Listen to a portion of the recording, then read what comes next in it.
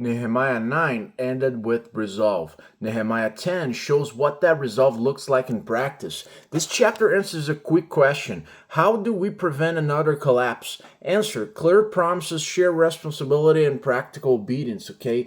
Leadership signed the covenant. Let's check this one out. The covenant is sealed in writing. It begins with Nehemiah, followed by priests, Levites, chiefs of the people. Why list names? Accountability, public ownership, and leadership by example.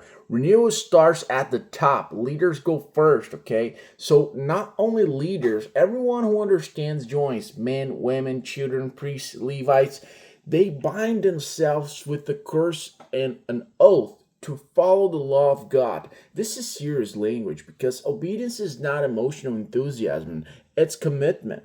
The covenant focuses on three vulnerable areas where Israel failed before. So, a marriage and separation, they promise not to intermarry with surrounding peoples, not to repeat the compromise that led to exile. This is about faithfulness, not ethnicities. A spiritual compromise always starts at home. Okay?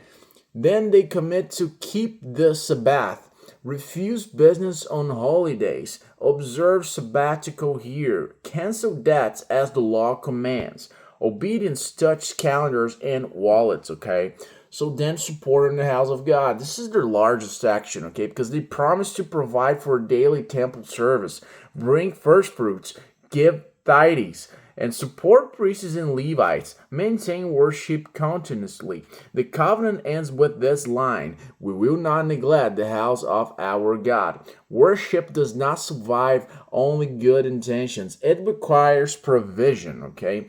So what are the key lessons from this chapter from Nehemiah 10? The first lesson is repentance becomes durable when written. Vows clarify what obedience means. Second lesson, leaders model obedience. Names are recorded intentionally.